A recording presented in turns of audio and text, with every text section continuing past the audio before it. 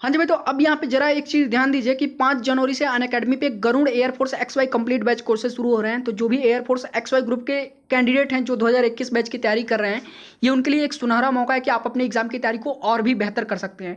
तो देर किस बात की, अभी जाइए अनअकैडमी ज्वाइन कीजिए। जो भी एयरफोर्स की क्लासेस चल रही हैं उनको देखिए, और ये जो बैच कोर्स शुरू हो रहा है 5 जनवरी से, इसे ज्वाइन करना बिल्कुल मत भूलिए। प्लस कोर्सेज बाई करिए, और आप देख सकते हैं इसमें कितने टॉप एजुकेटर्स मिल करके आपके एयरफोर्स XY ग्रुप की तैयारी करा रहे हैं। और जब आप ये बैच कोर्सेज ज्वाइन करेंगे तो आपको खुद पता चलेगा कि वाकई में आपकी जो तैयारी का लेवल है वो कुछ और ही हो जाएगा। ठीक है, और साथ में जो एनडीए के कैंडिडेट मुझे देख रहे हैं वो भी ध्यान दीजिएगा कि 29 दिसंबर से ये एक पैंथर एनडीए बैच कोर्सेज शुरू हुआ है, जहां पे टॉप एजुकेटर्स मिलकर के आपके एनडीए के जो है तैयारी करा रहे हैं 2021 बैच के लिए। तो डेफिनेटली आपको ये मौका मिस नहीं करना है। अभी अनअकैडमी ज्वाइन कर लीजिए और प्लस कोर्सेज बाई करके आप ये जो है बैच कोर्सेज शुरू कर दीजिए। यहाँ से ज्वाइन कर लीजिए इनको और अपनी तैयारी शुरू कर दीजिए। तो आपको करना क्या है, ध्यान दीजिएगा कि वीडियो के डिस्क्रिप्शन में अनअकैडमी ऐप का लिंक है, वहां से आप अनअकैडमी इंस्टॉल कीजिए और अपने आप को रजिस्टर करिए। रजिस्ट्रेशन के दौरान आप स्टैंड अप क्लासेस ये रेफरल कोड जरूर यूज कर लीजिएगा, क्योंकि इन टॉप एजुकेटर्स की स्पेशल क्लासेस भी चलती हैं जो बिल्कुल फ्री होती हैं। तो तभी जब आप ये रेफरल कोड यूज करेंगे तभी वो फ्री क्लासेस आप देख पाएंगे। तो stand up classes referral code use जरूर कर लीजिएगा। बाकी इसका एक फायदा और है कि जब आप भविष्य में प्लस कोर्सेज बाई करेंगे तो वहां पे हमेशा आपको 10% का डिस्काउंट अलग से मिलेगा। ठीक है, सो फाइनली वीडियो के डिस्क्रिप्शन में लिंक है, जाइए अनअकैडमी पे अपने आप को रजिस्टर करिए और आज ही से अपनी तैयारी बेहतर करना शुरू कर दीजिए। चलिए क्लास की तरफ चलते हैं। So hello guys, good evening. कैसे आप सब, उम्मीद करता हूँ अच्छे होंगे। तो स्वागत है आप सभी का स्टैंड अप क्लासेस में। तो दोस्तों जैसा कि आप देख सकते हो, ये हमारे कोस्ट गार्ड के जो है सेक्शन 1 का सैंपल पेपर है। तो इसमें मैथ वाला जो सेक्शन है वो आज सुबह जो है देवानंद सर ने करा दिया। ठीक है, अगर आपने नहीं देखा है तो वो आप जाके देख लीजिएगा, चैनल के अंदर वीडियो है। बाकी जो आपका साइंस और जीके वाला सेक्शन है वो मैंने आपको करा दिया था, एक वीडियो मैंने अपलोड किया था, आप लोग वो जरूर देखे होंगे।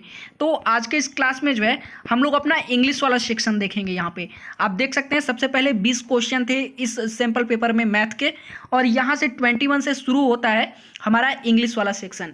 ठीक है, तो रिक्वेस्ट करता हूँ कि प्लीज़ एक एक प्रश्न हमारे साथ जो है यहाँ पे देखते हुए चलेगा किस तरह के क्वेश्चन पूछे गए हैं। बिल्कुल ऐसे ही प्रश्न आपके एग्जाम में पूछे जाएंगे इंग्लिश में। ठीक है, टोटल नंबर आप 15 होंगे क्वेश्चन। ठीक है, टोटल क्वेश्चन कितने होंगे, 15 क्वेश्चन इंग्लिश से पूछे जाएंगे आपके एग्जाम में कोस्ट गार्ड में। ठीक है, जिसे डीवी और जीडी वालों दोनों को देना पड़ेगा जो आपका सेक्शन 1 का एग्जाम होगा।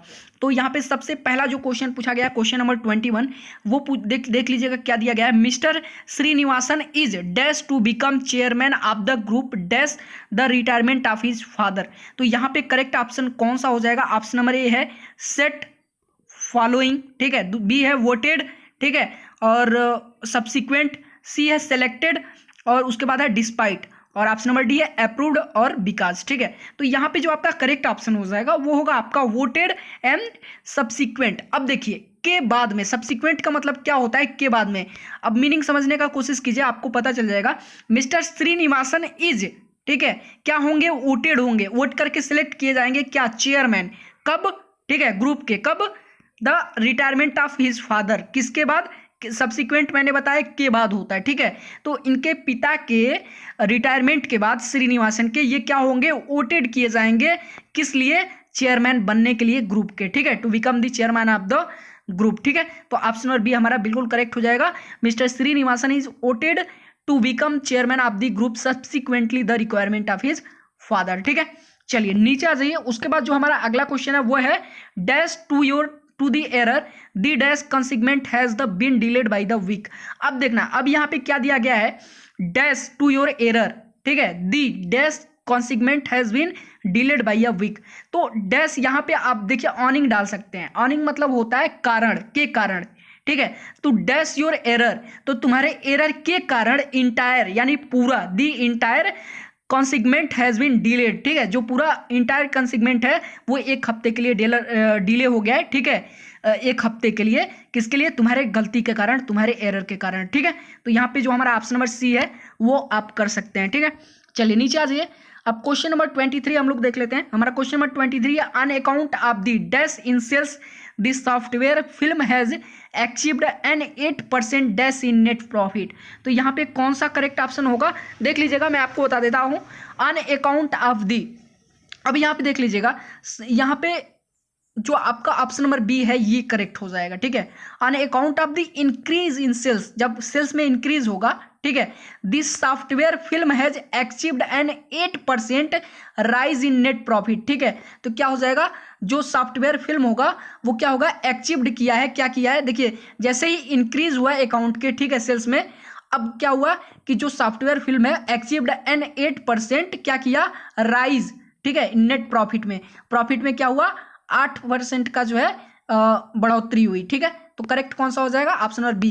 टोटल क्या हो जाएगा, on account of the increase in sales the software film has achieved an 8% rise in net profit, ठीक है। अब क्वेश्चन नंबर 24 देख लेते हैं। तो हमारा क्वेश्चन नंबर 24 दिया गया है, we are proud to say that today dash 26% of our total accounts are dash by women and senior citizens, ठीक है।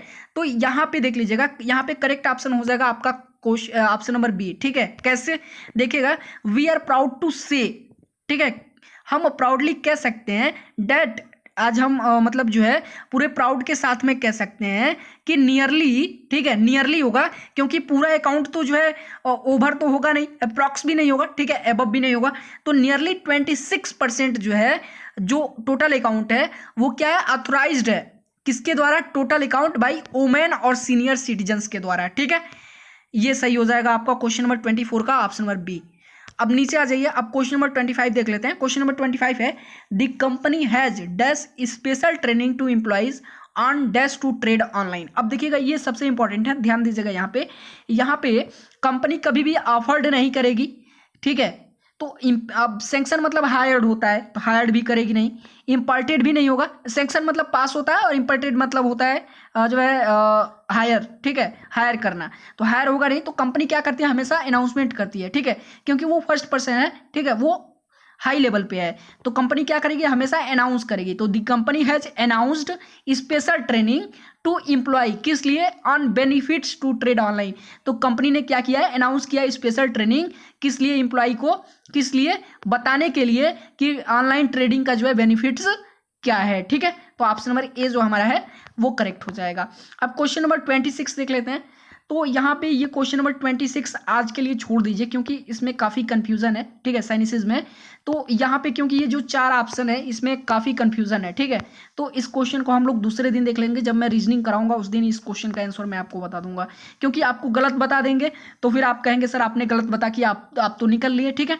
तो इसका अभी ये साइंसिज्म का छोड़ दीजिए, यहाँ नीचे आ जाइए। क्वेश्चन नंबर 27 हम लोग देख लेते हैं। क्वेश्चन नंबर 27, पिनेकल सबसे आसान है, देख लीजिएगा यहाँ पे word is similar in meaning पूछ रहा है, ठीक है।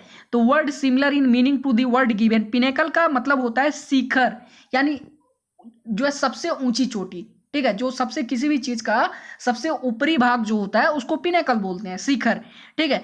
तो इसमें 4 ऑप्शन है, कल्मिनेशन है, नादिर है, ठीक है, उसके बाद नेदर मोस्ट है और बसल है। तो इसमें करेक्ट ऑप्शन कौन सा हो जाएगा, तो वो होगा आपका कल्मिनेशन। कल्मिनेशन मतलब क्या होता है, सबसे ऊपरी भाग किसी भी चीज का, शिखर, ठीक है। और similar, word similar in meaning पूछ रहा है, तो पिनेकल का क्या सही हो जाएगा, कल्मिनेशन हो जाएगा, ठीक है। नीचे आ जाइए, उसके बाद बिफोडल दिया है, ठीक है। तो बिफोडल का क्या हो जाएगा, ऑप्शन नंबर देख लीजिए, यहाँ पे ऑब्जेक्टिव पूछा है बिफोडल का, ठीक है। तो बिफोडल का मतलब होता है घबराना, क्या होता है, घबराना। तो ऑप्शन नंबर ये दिया है, बैफल नहीं होगा, ठीक है, डेज भी नहीं होगा, डेज मतलब और घबराया हुआ, ठीक है, उलझा हुआ, और फ्लस्टर भी नहीं होगा।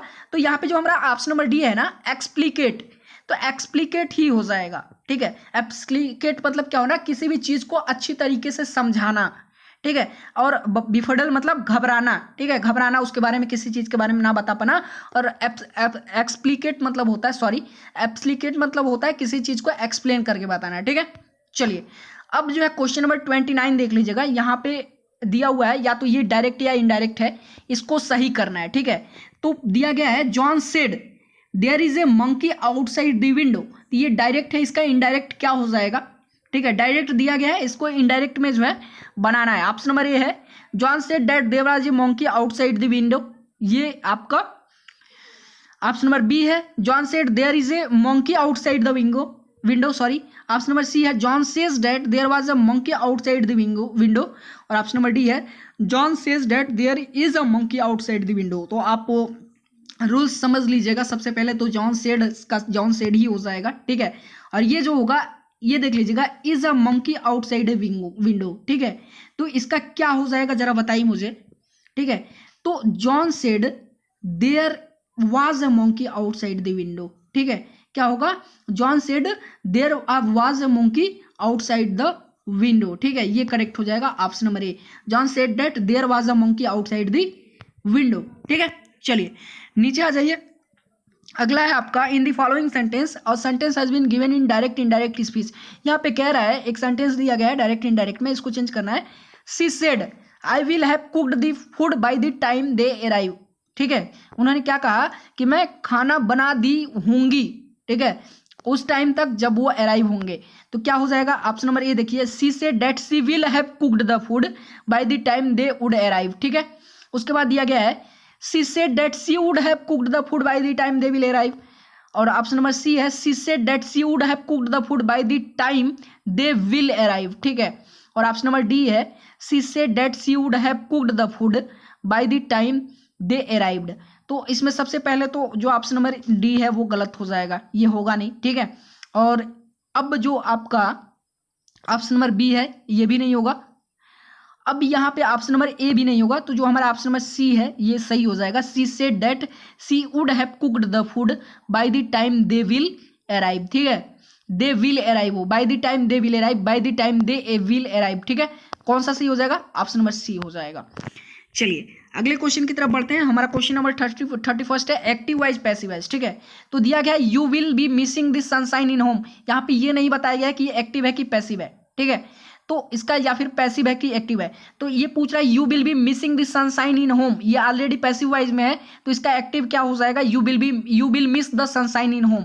क्यों, क्योंकि आप देख सकते हैं ये क्या है, फ्यूचर इंडिफिनिट है, ठीक है। और फ्यूचर इंडिफिनिट किस में जाएगा, फ्यूचर कॉन्टिन्यूअस, फ्यूचर किस में जाएगा, फ्यूचर कॉन्टिन्यूअस में जाएगा, ठीक है। तो फ्यूचर इंडिफिनिट किस में जाएगा, फ्यूचर कंटिन्यूअस में। तो you will miss the sunshine in home का क्या हो जाएगा, उसमें क्या होता है, you will be missing the sunshine in home हो जाएगा, ठीक है। बी लग जाता है, आपको पता है कंटिन्यूअस में जाएगा बी के, और जो है और साथ में मिसिंग में आईएनजी हो जाता है, ठीक है। तो ऑप्शन नंबर ए जो है हमारा ये करेक्ट हो जाएगा, ठीक है, 31 का। चलिए नीचे आ जाइए, अगला है आपका the presiding officer vetoed the committee decisions, sorry vetoed है, यहाँ पे वियोटेड नहीं है, ठीक है। तो डी प्रिसाइडिंग ऑफिसर है, ठीक है, officer vetoed the committee decision, तो या इसका ऑप्शन नंबर ये दिया गया है the committee decision is vetoed by the presiding officer, option number B है the committee decision was vetoed by the presiding officer, और ऑप्शन नंबर सी है the committee decision has been vetoed by the presiding officer, और option number D है the committee decision is being vetoed by the presiding officer. अब मैं आपको बता देता हूँ, ये जो सेंटेंस है इसको ध्यान से देखिएगा, पास्ट परफेक्ट में है, सॉरी पास्ट परफेक्ट नहीं है, पास्ट इंडिफिनिट है, ठीक है। तो ये जब पास्ट इंडिफिनिट है, जब इसको आप पैसिव से एक्टिव से पैसिव जब आप चेंज करेंगे तो ये क्या हो जाएगा, पास्ट कॉन्टिन्यूअस में चला जाएगा, ठीक है। तो पास्ट इंडिफिनिट से जब कॉन्टिन्यूअस में जाएगा तो आपको ही पता है वहां पे क्या हो जाएगा, वाज लग जाएगा और वर्ब का थर्ड फॉर्म लगेगा, ठीक है। तो क्या हो जाएगा, ऑप्शन नंबर बी हमारा करेक्ट हो जाएगा, the committee decisions was betwayed by the preceding officer, ठीक है। तो ऑप्शन नंबर बी हमारा बिल्कुल करेक्ट हो जाएगा। चलिए अगले क्वेश्चन की तरफ चलते हैं। हमारा अगला प्रश्न है in the following question out of the four alternative select the alternative which best expresses the meaning of the idioms phrases. यहाँ पे दिया गया है टाइट लिप्ड, टाइट लिप्ड मतलब अपने मुंह को जो है एक लिप को जो है दूसरे लिप से सटा के टाइट बंद कर देना, ठीक है। टाइट लिप्ड मतलब क्या होता है कि अपने एक ऊपर वाली लिप्स को नीचे वाली लिप्स के साथ में जो है अटैच करके बंद कर देना। तो अनविनिंगली, तो उसका मतलब क्या हो जाएगा, ऑप्शन नंबर डी होगा अनविनिंगली, बिना इच्छा के जो है टू स्पीक मतलब किसी चीज के बारे में इच्छा न रखना, किसी इवेंट के बारे में बात करने की, ठीक है। मतलब जैसे मान लीजिए मैं चुप हो गया, अब मैंने अपने जो है ओठों को सटा के अपने मुंह को बंद कर लिया, तो इसका मतलब क्या हुआ, टाइट लिप्ड मैंने कर लिया, ठीक है। मतलब किसी चीज के बारे में मुझे बात नहीं करनी है, ठीक है, इच्छा नहीं है। तो ऑप्शन नंबर डी हो जाएगा, ठीक है। एडम्स फ्रेजेस है, ध्यान दीजिएगा। उसके बाद दिया गया है वन वर्ड सब्सटीट्यूशन, देख लीजिएगा, to confirm with the help of evidence. यहाँ पे पैसेज नहीं दिया गया तो हो सकता है पैसेज ना आए, ठीक है। To confirm with the help of evidence पूछ रहा है वन वर्ड सब्सटीट्यूशन, इसके लिए क्या होगा, कोई भी चीज एविडेंस की मदद से कंफर्म करना, ठीक है। तो उन्हें क्या बोलते हैं, जो लोग जो है किसी भी चीज को जो है एविडेंस की मदद से जो है कंफर्म करते हैं, उन्हें बोलते हैं कोरोबोरेट। क्या बोलते हैं? कोरोबोरेट बोलते हैं। ठीक है, ऑप्शन नंबर डी हमारा बिल्कुल करेक्ट हो जाएगा। क्या बोलते हैं? कोरोबोरेट बोलते हैं, याद कर लीजिएगा। अब क्वेश्चन नंबर 35 देख लीजिएगा, ये सबसे आसान है, बिल्कुल आसान है ये क्वेश्चन। बस इसमें एरर फाइंड करना है कि किस सेक्शन में एरर है। ठीक है, दिया गया है Rohan had been playing for his club since 15 years but then his elbow got injured. ये बिल्कुल आसान है, आप इसमें देख लीजिएगा। एरर इसमें है, क्यों? क्योंकि जो ये सिंस है ना, ये किसी फिक्स टाइम के लिए नहीं यूज होता है। फिक्स टाइम के लिए हमेशा फॉर का यूज होता है।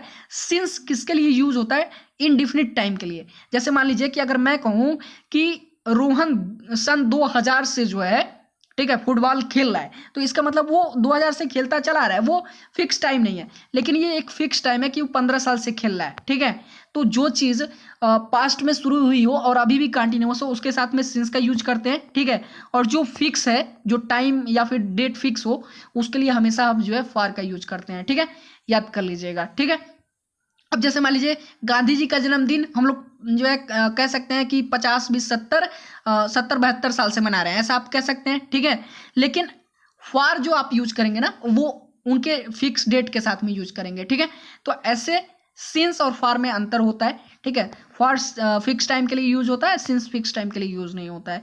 तो यहाँ पे क्या हो जाएगा, सिंस और फॉर में डिफरेंस है, आप ध्यान दीजिएगा इस पर। ठीक है, तो इसी में गलत होगा, सिंस की जगह फॉर का यूज होगा, फॉर 15 ईयर्स हो जाएगा। ठीक है, तो फाइनली यहाँ पे कौन सा सही हो जाएगा? ऑप्शन नंबर बी हमारा सही हो जाएगा कि इसी में एरर है। बाकी यहाँ पे इंग्लिश वाला सेक्शन मैंने क्लियर कर दिया है। अब इसके बाद जो हमारा सेक्शन रह जाता है वो है आपका रीजनिंग का सेक्शन। तो रीजनिंग वाले के लिए मैं अलग से एक वीडियो बना दूंगा, ठीक है, और बता दूंगा उसके बारे में। बाकी आज का वीडियो पसंद आया तो वीडियो को लाइक कर दिएगा, चैनल पर नए हैं तो चैनल को सब्सक्राइब कर लीजिए। चलिए फिर मिलते हैं नेक्स्ट वीडियो में, तब तक के लिए धन्यवाद।